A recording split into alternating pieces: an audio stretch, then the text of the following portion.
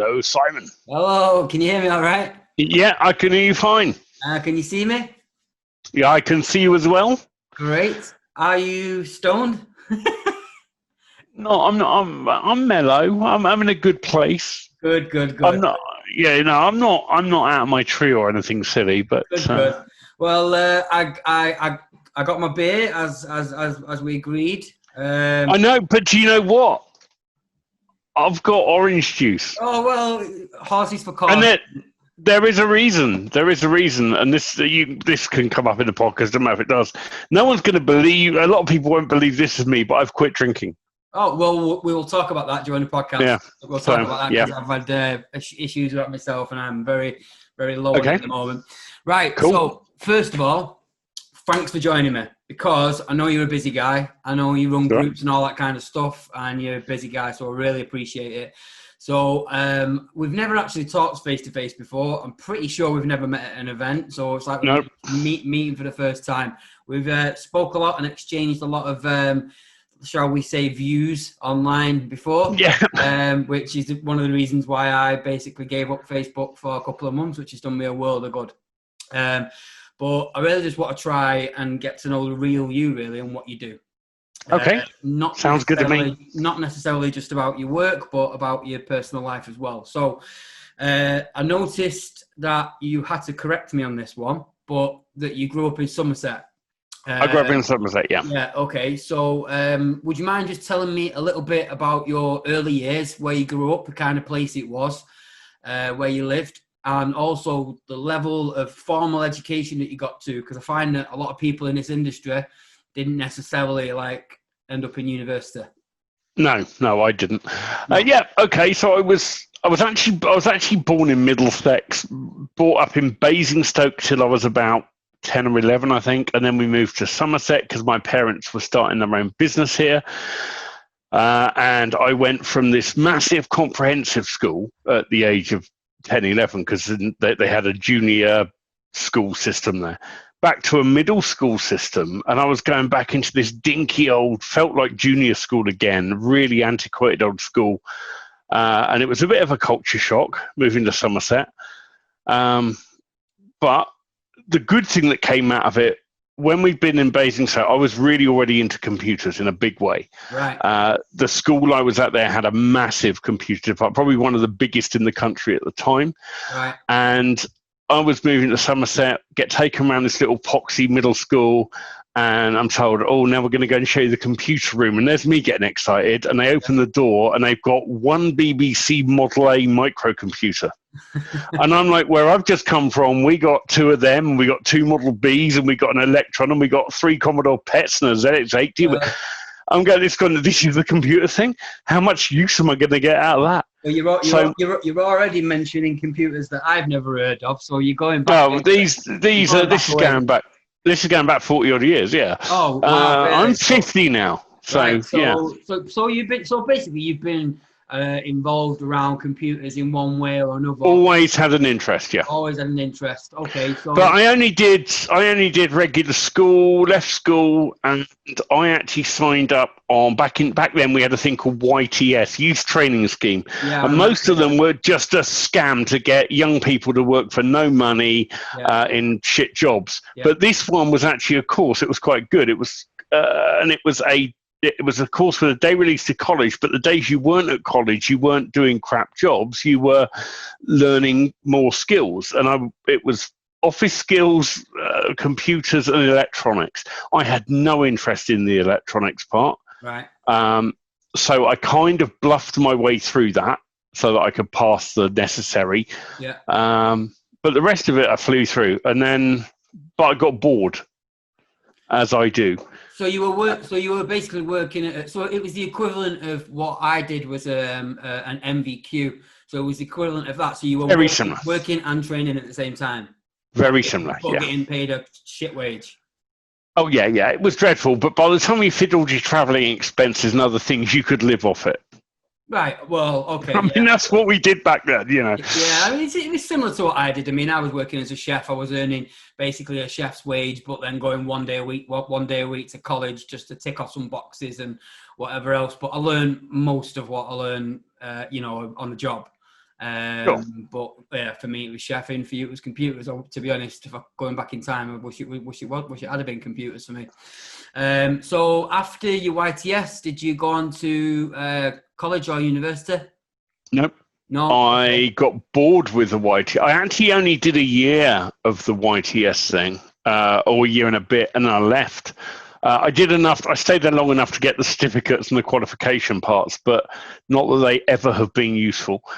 And I went and I decided I didn't want to be sat at a computer every day, so I went and worked in retail. Right. Well, so my next question about before your internet marketing career. So what about your early career? What kind of jobs you did as a younger man? I've done ridiculous jobs. I believe that you've had a pretty varied work life and been part of several different kinds of... Yeah, I've had lots of weird opportunities. And so, I started off, I worked in retail. I was working for Currys. This was when they used to have lots of electrical shops on the high street. And it was back in the days when the staff were actually trained and had product knowledge. Right. Not like today where you go in and it's like just piled high, cheap. Do you want one? Yes or no? That's what you get now. Back then, we actually sold to people. And we actually knew our products really, really well.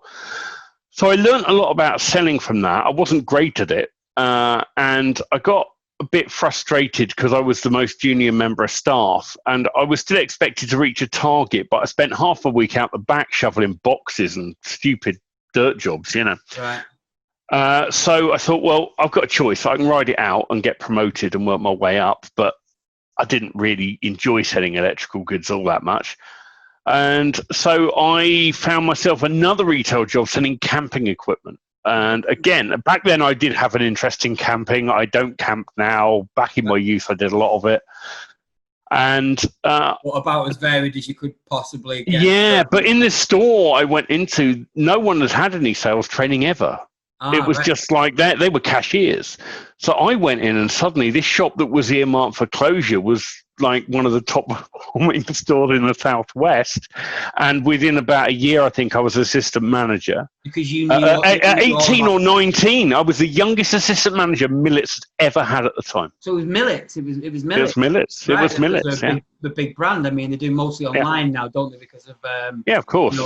Various reasons, but. Yeah. And that was because you actually knew about the products. You were interested in and what I didn't know, I learned. Right. You just knew. To me, that was the job. It was know the products, give people the best advice, find out what they want, actually make sure they end up leaving the store with what they need, because the two were often quite different things. Yeah. But that means responsible downselling as well as upselling. Sometimes people will come in trying to buy the top of the range thing, and you go, "What are you doing?" They go, "We're going away for a weekend." And I'm going, "Well, you can take that if you want, but trust me, you don't need an Arctic tent." Exactly. Yeah, and so to be fair, it sounds as though you've carried those ethics through to today, even. Yeah, I think that's my view on. I'm really pro sales, and I'm pro people being able to sell and to make their case and everything else. But I'm anti pressure selling. I don't think you should. If you're forcing someone to do something, that's not on. If you're coercing them, that's not on. So yes, we use techniques to buy something that they don't need. Yeah, we use techniques to encourage them to buy some things that maybe they don't need. Yeah. That's our job as marketers, but we're not coercing or forcing or twisting their arm or anything else, or certainly most of us aren't. Right. Okay. So, I mean, is that as varied as your career as your jobs got, or before you got into? Oh no, I worked in technical support for a computer company. I finally got bored of retail, and stores were the high street even back then was already in decline. So. And I could see that, and I knew that was the way it was going. And I thought, you know what, I've got to get back into computers. And the only problem I had at that point is I'd been out of computing for about 3 years, or 4 even. And you try convincing a computer company with the speed that computers were advancing at the time. And so I spent 6 months driving a van delivering office equipment. That was literally just a stopgap job. In life, you do what you have to do. I actually thoroughly enjoyed it because for 6 months I drove around. I saw lots of the countryside. It was absolutely beautiful. The route I had was through across Exmoor and places like that. Stunning. I was my own boss, even though I was employed. I was sat in a van all day just going around. I decided what order to do it in. If I got it done quick, I got to knock off early. It was a good thing for 6 months, but obviously I got tired. I did some electrical work for a couple of years, and it was installing mobile sites in areas where they didn't really have mobile signals, so maybe they didn't have 2G or 3G or 4G. And some of the places that I got to see, like one day I'd be in the Highlands in Scotland, then I'd be in Devon, Cornwall, and just driving. I had thousands of miles a week, and I really enjoyed it. I really enjoyed just driving and seeing this country that we live in. When I'd spent, up to that point, 28 years, basically in a 5-mile radius of Salford, which is exactly. If you've ever been to Salford, you'll understand why that was appealing. Yeah, I've been through it. Yeah. And then I worked. So I talked my way back into a computer. What I did, I found a computer company that was doing some quite non-standard mainframe stuff. They were using Alpha Micros, and like no one freaking knew how they worked. So the advantage I had was they had to train everyone they took on. So I just convinced them that I could do it and talked my way into the job. Literally that day I went in, I was so determined, and this is another first. You make shit happen. This is a thing in life. Yeah. Don't, just because their protocol is where you have an interview, you get called back for a second, you get called back for a third. Sometimes you can steer things another way. And in my interview, it got to the point where they called the next guy, the manager of the department in, and he saw me, and then he called the director in, and before you knew it, they were taking me upstairs to meet the MD, and I left there that day with a job starting the following week. Wow. You can be persuasive and you can sell yourself in positive ways, and you can make shit like that happen. Yeah. And so I got that job, and I did that for quite a while. I did their 6-month training course in 3, and then I was on their mainline support, and within I think it was 30 or 60 days, somewhere around there, I was moved up to what they call royal support. Again, a level of support that they only put people on normally that have been with the company for years. Right. But I just had a natural aptitude for being able to explain to complete idiots how to make something work, which was rather complicated. Right. Thankfully now computers have become a lot more idiot-proof. I mean, we still struggle with them, but they're so much more user-friendly. I'm talking about in the days, everything was text commands. And I think you do that in life though, don't you? Because I mean, I follow you on Facebook. Like, I see pretty much everything that you put on Facebook, and you and a handful of other people have a real knack of explaining really quite complex subjects in simplistic ways that people can understand in anything. I mean, I don't want to start talking about coronavirus or any, I don't want to get into any of that crap, but things in life, it's such a quality skill to be able to explain complicated things, especially when you're selling something to the layman in a way that they can understand. I mean, that must have served you as a massive advantage throughout your life. Hugely, yeah. I don't know how it came about. It came from a mixture of the selling and the support, and you just learn how to handle things and how to handle people better. Yeah. I went from that company to another company, and I went through a few computer companies, and in fact, I went between 2 computer companies back and forth. They kept headhunting me back, and every time I went back, I got a better deal and a better company car and a better whatever.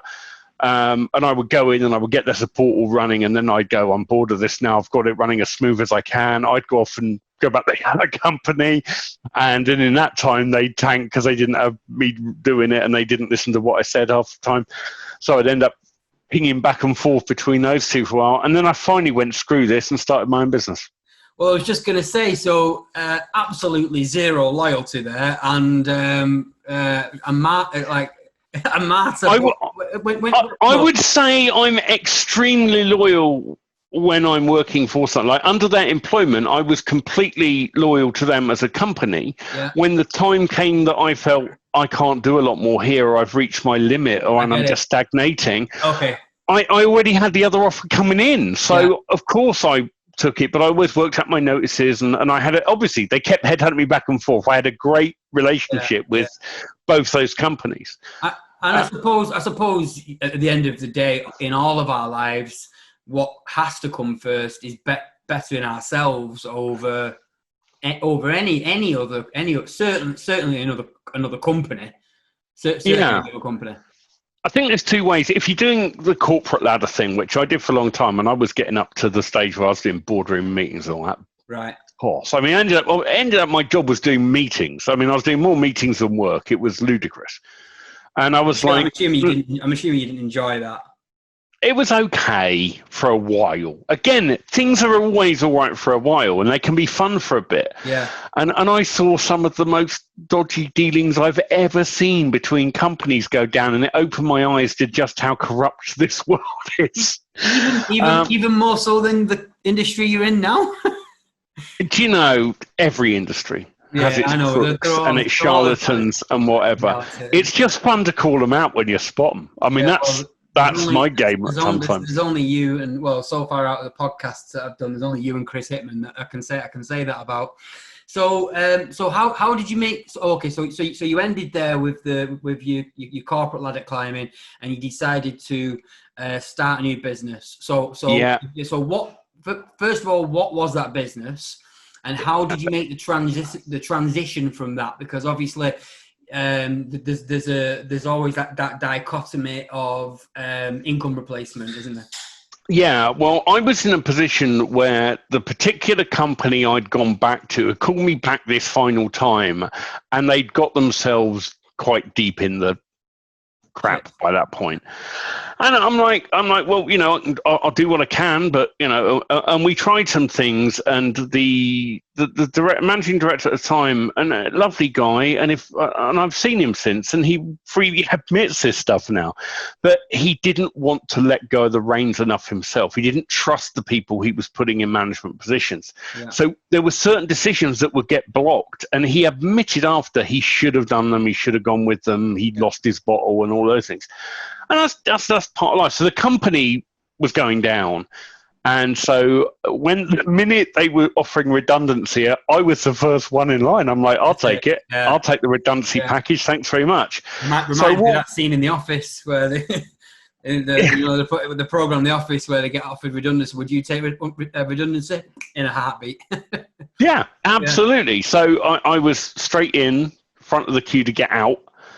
And I started my own computer business. Now, the nice thing was that business actually completely went under. And your first business? No, his. I was still working for. Right. And this was a guy. And so when that went completely, well, obviously I had a lot of the customers in my head, right, okay, because I'd been servicing them for years. And I was aware that suddenly they weren't getting any support, any service, any whatever. So what did I do? A marketing campaign. Right. I just went, and that was my first real go at outreach marketing. What year was this? Oh, crikey. I'm interested. 96, 7, something, 95, 96. When you say outreach marketing campaign, I'm wondering what kind of outreach. Oh, it was a mail shot. A mail shot. I mean, I used WordPerfect. I mean, this is how old it is. And I did a mail merge with all the names, addresses. I remembered them, so I was just looking them up and putting them in. I can remember the names and whatever else. And I put all these together, and I went out and I bought myself a book of 200 second-class stamps. And I sat there sticking stamps on these things and mailed them out. And that was step one. Obviously, I had some people I could phone. And sometimes when you start a business, you do have to hustle. Right? Yeah, so I mean, I'm not a fan of the grinding word, but I think in certain circumstances, especially when you're starting something from scratch like that, there's no other alternative. There's going to be a bit of grunt work, and your choice is either outsource it, which I've learned to do, and one thing, and we'll get to this, I'm sure. You know, people just need to learn the outsourcing trick a lot sooner. Everyone learns it too late, in my experience. Yeah. By the time I'm working with a guy at the moment, and we're just like, oh, outsource. And you go, oh, but that's hundreds of whatever in, and you go, yeah. And how long is it going to take you to do it? And what value do you put on your own time? I know, it took me a long time to learn that. It took me a long time to learn, first of all, to be able to put that dollar value on my time, and also trust. You've just mentioned it. Actually, trust someone enough to do a job for my company that I felt I could do myself, probably better, but it would take me away from doing the things that are actually important, like say bringing in more customers. Right. I mean, I've learned. I made a lot of mistakes with outsourcers to begin with. Everyone does. Yeah. I should have listened to some people and I didn't. And since then, I learned to do it the right way. I've written a blog post on my blog. There's a quick plug on my blog at andiebrocklehurst.com. There is actually a blog post about outsourcing and how to make sure you get the most out of your outsourcers. Yeah. And warn to the pitfalls, because you will have outsourcers let you down, and you will have, but you learn to deal with it and manage it. That's your job as the business person, as the project manager or whatever. Yeah. So, well, you're known for your ethics in this industry, really. I think that's how I see you anyway. I was taught when I had Chris on last week. And he basically was. We got talking about mentors, and he basically said that you are a mentor to him, whether that's paid or unpaid. I'm not sure. He just mentioned you as a mentor. He actually also mentioned that he bought a course off me 8 years ago, which helped him do his first launch. So I'm not. There you go. You see, I consider Chris a mentor to me as well. It's that one's a mutual friendship one. We are a mentor to each other. There's lots of that. They're really good things to build in business and to have those. Yeah. And I understand when you first get in and you don't know anyone that's really advanced, and sometimes it is worth paying a mentor. Absolutely agree. You've got a strong. I mean, and I know this, and I hope you don't mind me saying the reason I know that you've got a strong loyal following is because of the promotion that you did for me, and the metrics on that were the best that I've had out of anybody who's promoted that particular product. Even though the numbers figures wise weren't the biggest. I don't have. This is what people don't get. I don't have a massive IM list. Yeah, I really don't. One of the things that I learned a long time ago is that list size is vanity. Yeah, it's the relationship and the way the audience interact with you, where all the value is. There's the money in the list is bullshit. The money's in the audience and the relationship. It's not, the list is just happens to be their contact details. I know plenty of guys with 80, 90, 100,000 lists who don't have, they don't have any relationship with the. I won't mention names, but most of them are JV managers who take the leads from launches. And when they send an email, the person doesn't even know who that person is, because then they don't even realize they bought that product from them. So it's all about the relationship. Right. I just wonder what it is that you've done over the years that you feel that's helped you get this reputation, even though it's a relatively smaller following. Do you feel that you're like your no bullshit sense of humor has played a part in that? It definitely has. I think I made a big shift a few years back, and I can't remember the exact time it happened, but I remember talking to people about it. And it was, and at that time I had a much bigger list, but it was more of a list than an audience. I was still being myself and doing all of those things, but I was softening it. I would take the edges off it and things like that. And, and sometimes you make those decisions in business. You think, I'm not going to swear when I do stuff because some people might get offended. Yeah. Well, I learned that I do swear. Sort of automatically. It's ingrained in me. I'm not an every other word is a swear word. I think that's ignorant. But I think there are times, and no word in the English language to me is worse than any other word. Words that only have as much power as we give them. So totally agree. Really, my attitude is I'm going to be me. And the people that like me and like my approach and like my no bullshit, tell it how it is, they'll stick around. Yeah. And the ones that don't like it will go. And that's okay. I'm not the right mentor or teacher or trainer for everyone. I can't possibly be. And that's what makes this whole market so beautiful, because it's big enough for everyone. Yeah. Because people resonate and connect with certain people more than they do with others. Yeah. And that's just life, you know. Some of those people were never those people who leave were never going to buy from you anyway. We're never going to buy from you. Exactly. As soon as they see the real you, which is, I mean, all right, I do have, well, I've learned to keep politics, religion, that kind of stuff out of it, because I don't want to divide. But at the same time, being yourself. I mean, if you can't be yourself, then what's the point in? I'm quite centrist political wise, which is good, because it means I can take the piss out of both sides and just have fun with it. Yeah. Religion, a little bit different maybe. I've had some past experiences and things, and and that's a journey. That's always a journey. What you believe spiritually or what you don't. So. I try not to let that come up too much, but if people challenge me on it, I'm happy. I will debate anything with anyone, and as long as they're debating it as a rational adult. Yeah. Well, what are you? I mean, because we're going to discuss some things about like what you do for fun, to relax and keep your mind healthy and all that kind of stuff. But what is your view on spirituality? I mean, we're not talking here about what religion are you like. Okay. Is there a spiritual element to you at all? Yes. Yes, massively now, more so than ever before. I would say this. Okay, this is a really cut down short version, and then one day if someone wants to know more, it'd have to be a whole other podcast. But here's the cut down version of here's the cut down version of my life. Grew up, teenage years. Suddenly discovered Christianity and a Christian Union thing, and I went to that, and I went to church, and I got involved in that, and I ended up being a lay preacher in a Pentecostal church in my 20s, early 30s, I think. Right. And then I did what the church told me to do all the time: read the Bible. Yeah. And I did, and the more I read it, the more it all unraveled for me.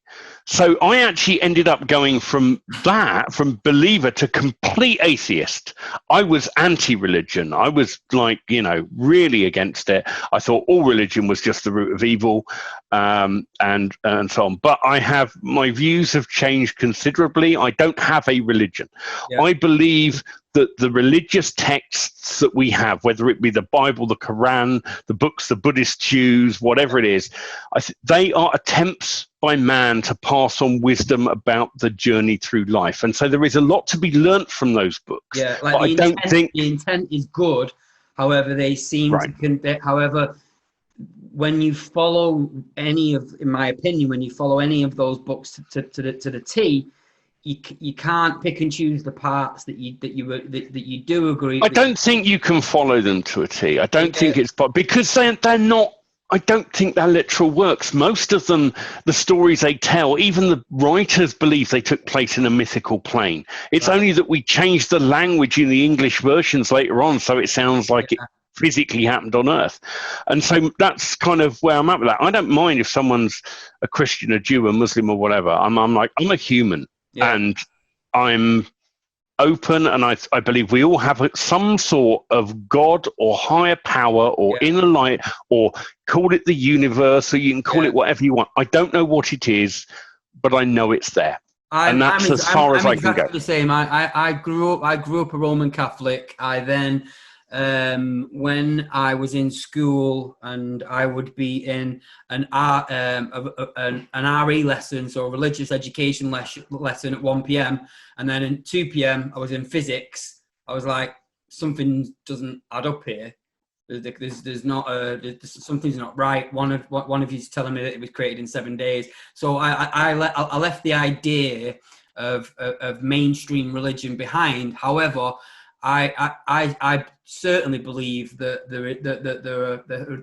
the human brain is only capable of being able to understand probably a small part of what actually makes up the universe. And there's other things there that we don't understand. And there's things that happen to us every day that we can't explain. And until we can, the onus is on the person who's making the claim. Until then, I'm gonna hold my hands up and say, you believe whatever you want to believe, and I like to sort of stay on the fence on it. So I'm a bit of a, I wouldn't know whether I'd call me an agnostic or whatever you'd really, but I do have. That's kind of what I am, really. I'm kind of I'm not. I mean, even when I was an atheist, I always called myself an agnostic atheist because I don't believe anyone can be completely certain that there is absolutely no God. So absolute certainty is not possible. So therefore, everyone can. The most you can ever be is an agnostic atheist. I personally believe the only again, I'm not taking sides, but agnostic atheist is actually the only correct answer. Because there is no proof either way. So the only correct answer is agnostic. Anyway, I think that's enough on religion. Yeah, that's enough on that. Yeah. So what kind of things do you like to do for fun or to relax? It used to be drinking. Right. It's not anymore. I've always been quite a keen magician. I worked semi-pro as a magician years ago. I used to do the cabaret circuit in Bournemouth and places like that. And but I haven't done a paid gig in 13 years, I think it is now. Right. And I have no intention of going back and doing a paid gig. It's just a hobby now, but I find it rather therapeutic. At the same time, there's something about just sitting there and playing with cards or coins and making them do things that they shouldn't be able to do. That's just rather therapeutic. Yeah, I love all that stuff. I've got Phil Ainsworth on in a couple of months. So excellent. Yep. Another magician. It's surprising how many magicians there are in the internet marketing really world. In fact, I've got Rob Temple on as well. I've got Phil Ainsworth, Simon Warner's on the fence. So yeah, he does the hypnotist stuff, which I've also studied. Well, I've studied that as well. It's a fascinating thing. It's well worth. Hypnosis is well worth people's study time, even if you never want to hypnotize anyone. Yeah. Just understanding how language and the subconscious and things and all that is fascinating, and it helps you with your sales copy.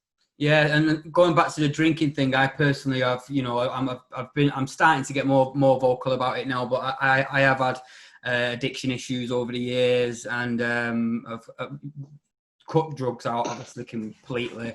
Drinking's very, very, very small for me these days. Routines have really helped me sort of get over that and get out of it. Is there anything that how does your daily routine look as far as like, I'm always interested in people who, like, it's very different. Bedtime, getting up in the morning, structures. How do you structure your day? How do you stay on top of all the tasks that you've got to do?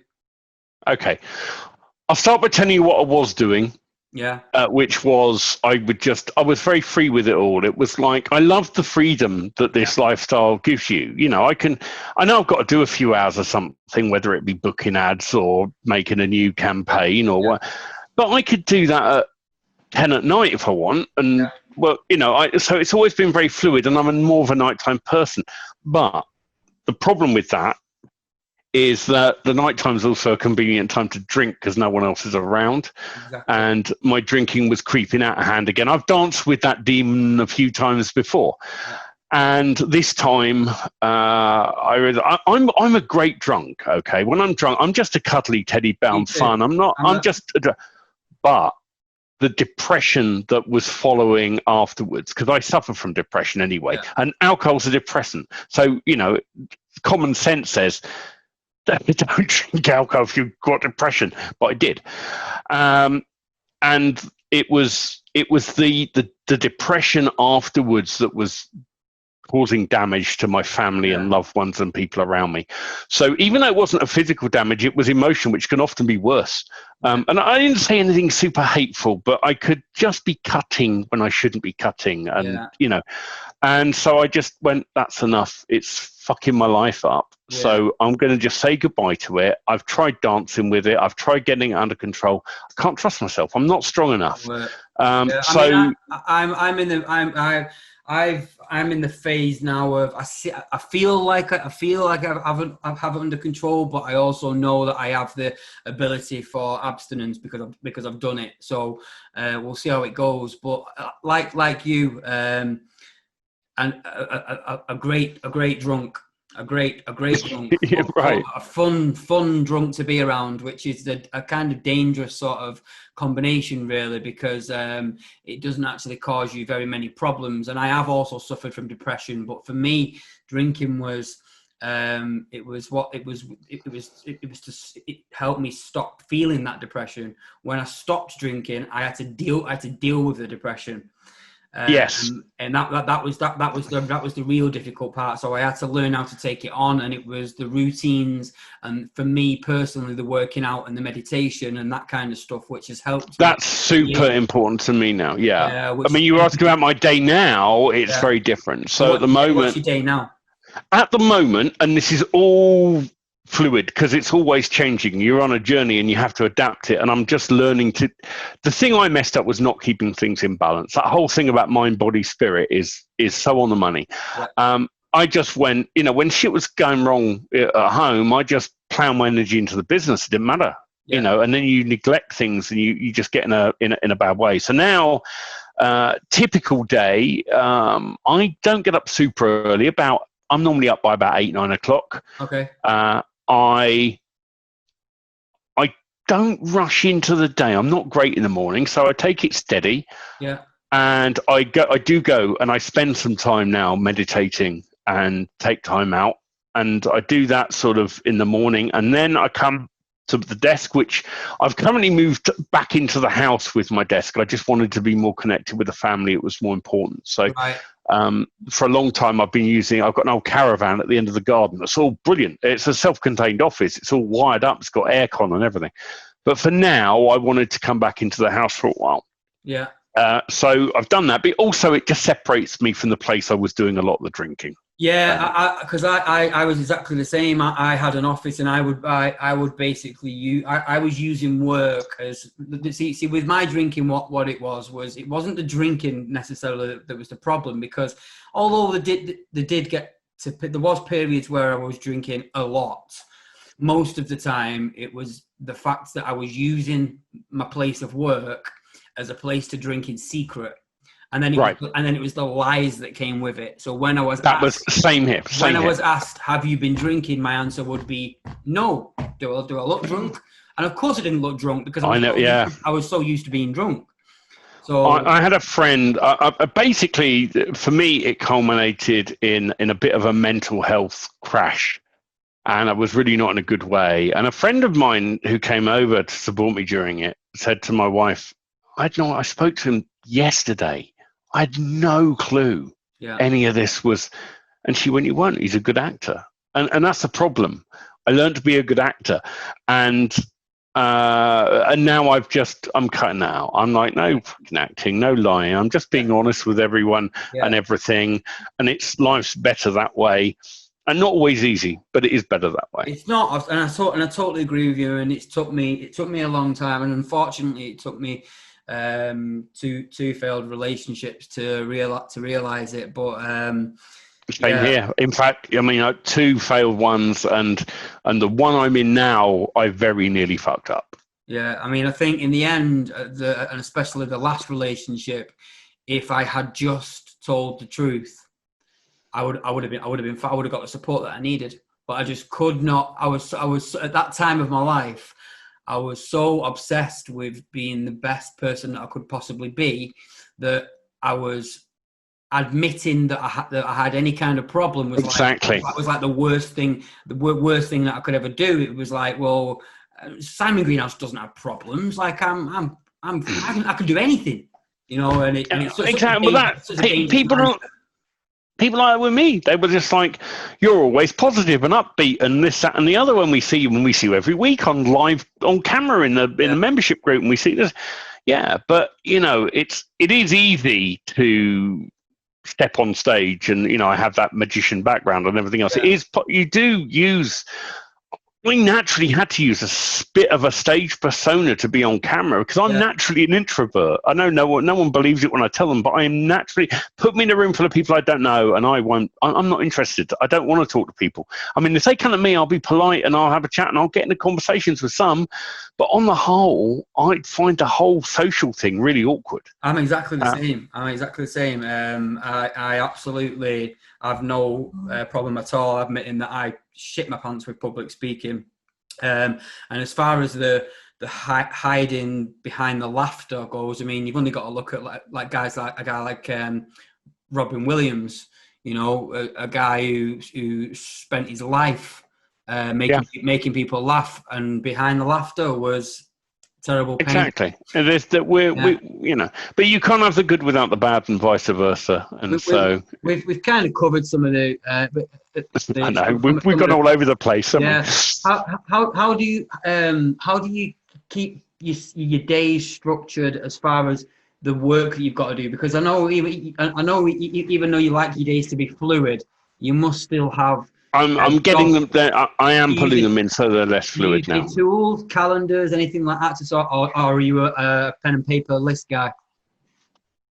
You're a pen and paper list guy. I knew it. Yeah, old school. I knew it. Honestly, I have got notebooks. Well, there's another one over here, and then there's one over there on the table. There's notebooks anywhere that I sit.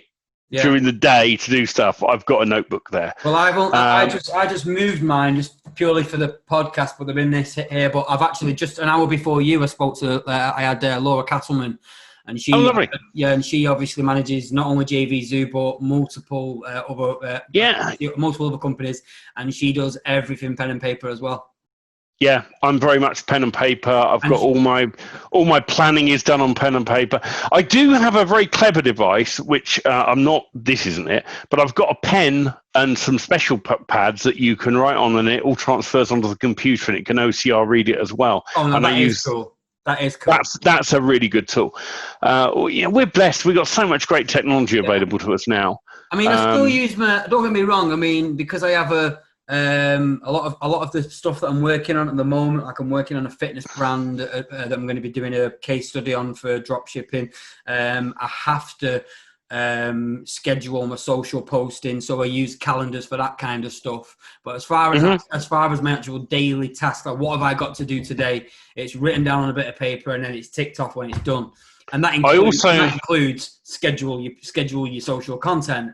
I actually schedule the social content using a tool, but the task is written in pen and then ticked off.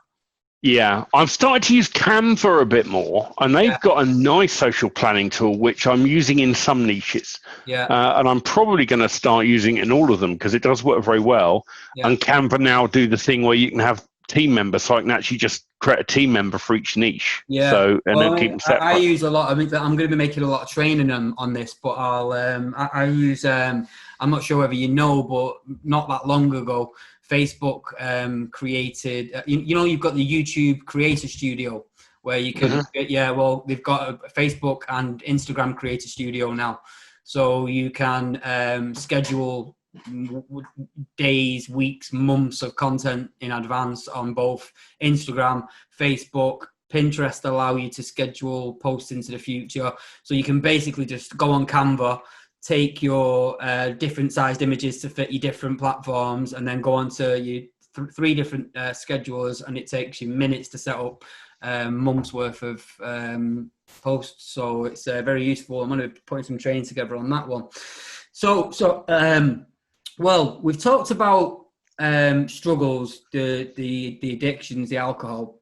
Have you ever had any other major struggles in your life that you're comfortable to talk about? And if so, how you overcame them? We've all got many, I think, and I'm happy. I'm an open book. I really am. I've been very public about the fact that I've suffered with depression. Yeah. I think mental illness still, even now, far less than it did, but it still has a stigma. Yeah. People are afraid to admit they've got a problem going on up here. It's no different from having a problem going in your heart or your lungs or your legs or it just happens to be in the brain organ. Yeah. And some people need help and some people need medicine to help get the chemical balances right. And some people need therapy. And the reason it has a stigma is because the people that struggle with it won't talk about it. Yeah. Because it has a stigma. It's this vicious loop. So certain people, key figures like Stephen Fry has come out and been very vocal.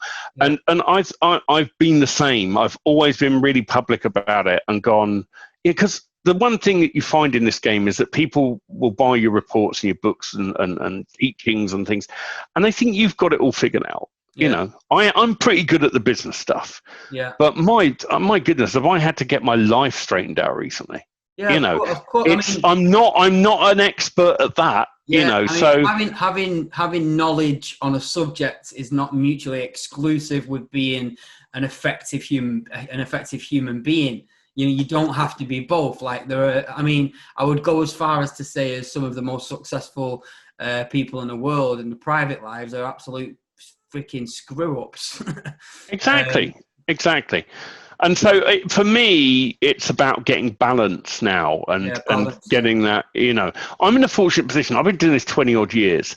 And I say I am business, and I don't just mean the IM bubble I work in, because my niche marketing businesses. I have my own digital products in multiple niches, some under pen names, some under, you know. I'd like to talk to you more about that. I mean, obviously, I know your pen. I didn't know you had pen names, but Chris was telling me about the fact that you have groups. So, like, what is your what is it that you sell? Where does the majority of your income come from? Is it from helping people personally? Is it from low priced written material? Is it training? Is it group coaching? It's a combination. I don't do coaching anymore. Right. I did try doing coaching, and I came to the conclusion that nobody ever needs coaching.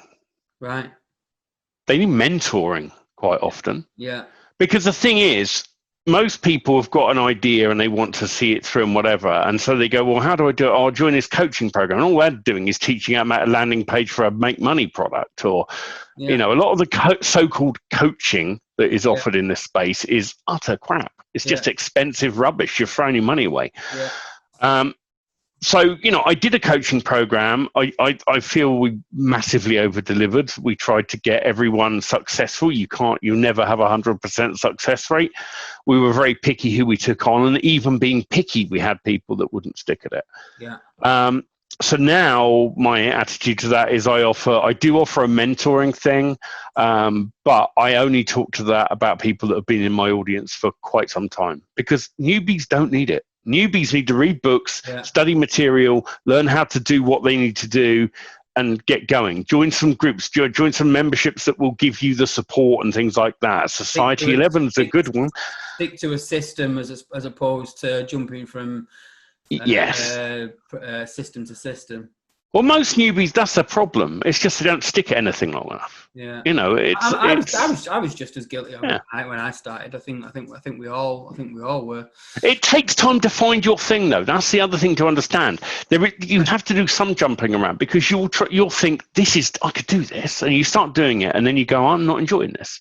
Yeah. And the problem is, when you don't enjoy it, you won't go at it. And what I tend to teach people to do now, my starting point with them is never, how can I make money online? That's the wrong starting point. Yet that's the one most people come to us with. The correct starting point is, what do you love? What do you absolutely freaking love doing in life? Right. Can we monetize it? Yeah. Because if you monetize what you love, you never work another day in your damn life. I am a firm believer that everybody has got some kind of passion or skill that somebody else is prepared to pay to learn. Yes. I make money in the magician's niche. I make money from tarot and some new age stuff. Interestingly, I was making money from that long before I believed anything remotely spiritual as well. Yeah. But that's another story. Anything. I mean, I'm talking a woman in her 70s who's into crochet. Anything. Literally anything. Somebody. All right. They might not pay $2,000 to learn to learn it, but if you, we all should collect knowledge in our yes. Head. We all should. Yeah. And the older we get, the more knowledge there should be there. Absolutely. And it's from that and our life experience that we get wisdom. And sadly, you don't get wisdom till you're quite old. And as I'm realizing, as I'm getting wiser, it's too late. So all you can do is try and pass it on to other people in the hope they'll listen. And you realize they won't, because I didn't listen to people wiser than me when I was younger. Exactly. Well, that brings me beautifully into my next question then. So what would be the number one advice that you would give to your younger self regarding being the best person to succeed in all of the aspects of your life, personally and work-wise? I did have a flippant, funny answer for that, but I'm not going to go there. No, my flippant answer to what would you tell your younger self has always been, if it flies, fucks, or floats, rent it by the hour. I think that's solid advice. If I could go back and say something, and I would imagine if in this imaginary scenario, you would probably there would be limitations. You couldn't sit there and talk to them for hours. You wouldn't. I would probably listen. I would probably say to them, look at the yin yang symbol that the Taoists and some others use. Look at that. Study what it means to people, because there is so much truth in that one symbol about everything in balance, the light in the dark and the dark in the light, and all of these things. It gives you such a grasp of how the world actually works. And it's been that, coming to that, as you get older, it's that I feel I'm almost reaching a new stage of enlightenment, for want of a better word. Yeah, no, I totally understand where you're coming from. Yeah. I think it took me, for me personally, it took my travels last year, I think, to really sort of start to come to terms with that and learn. Unfortunately, I probably learned a bit too late for certain things in my life. But yeah, I mean, that balance.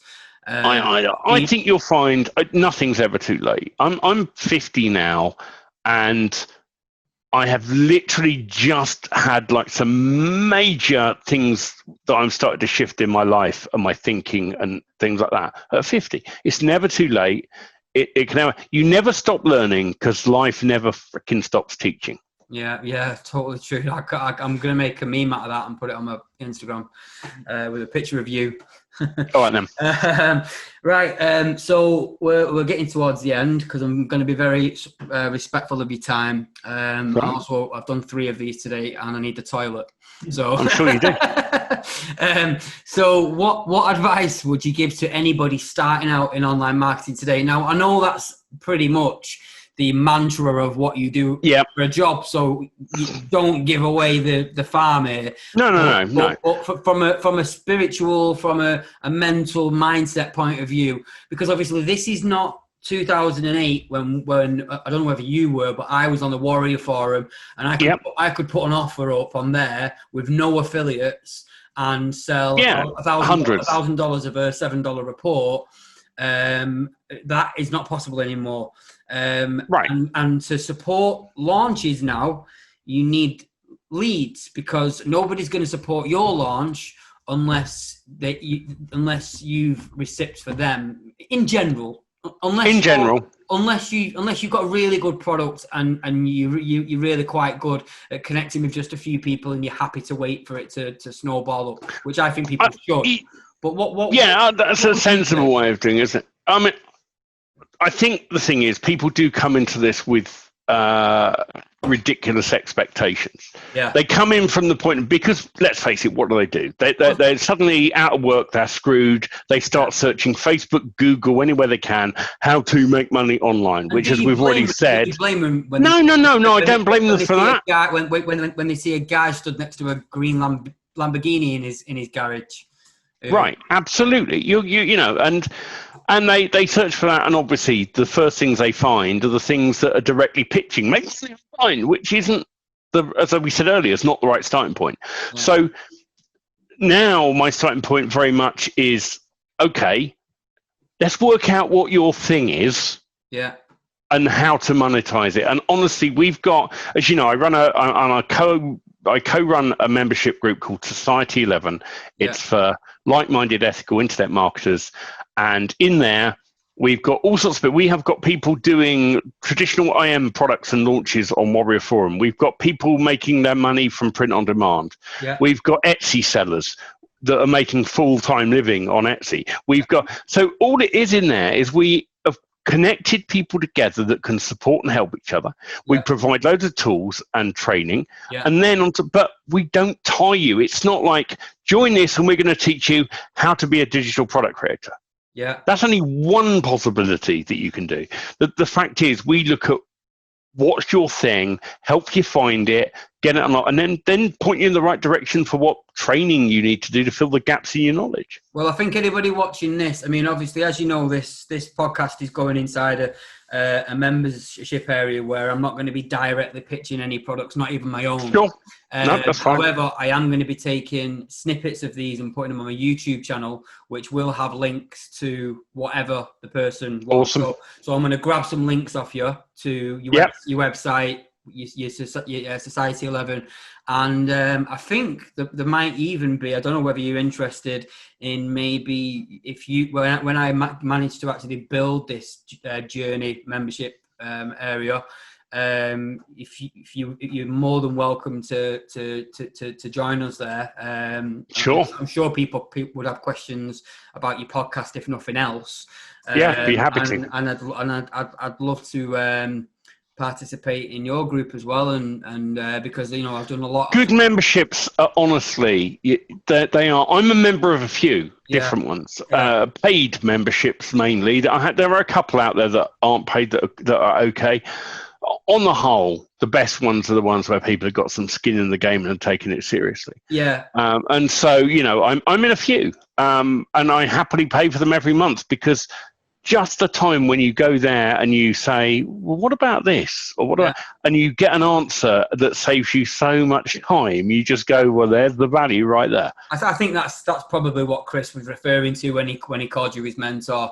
I don't think he was he clearly wasn't talking about. Yeah, he's a member of our. He wasn't talking about a $5,000 coach. He was talking. No. Somewhere where he can get answers to questions quickly that he couldn't necessarily, that it would take him either hours or hundreds of dollars to find, which is priceless. It's why we do what we do, and it's really absolutely. It's cool to talk to someone who's doing something similar to what I'm trying to do myself here, and get out of this, escape the launch cycle, and just give some value. And the thing is this, I became aware a while ago there were loads of people complaining about this industry, in quotes. It's not an industry, it's a bubble. Let's be realistic. If it was an industry, we'd be contributing towards the GDP of countries. And we've been manufacturing a lot more. Right, so it's a bubble. But they complain about the bubble, and the fact is, I used to, and then I realised the answer isn't to complain about it and hope change comes. The answer is to be the one that brings a change. And if you don't like the rules of the game, then play a different game. Exactly. You don't have to launch. You don't have to do those things. And we've proved that with the people, myself and my friends and the people I mentor. They're all doing such unique things. Yeah. Yet they're all kind of the same. But the end result is the income comes in. Yeah. And I think because of what I'm trying to do myself being such a similar thing, I think that is the perfect place for us to end it. So it's been really great having you on. I didn't realize how much we had in common, and I didn't realize some of the stuff that you were really up to. So it's been fascinating finding out more about you.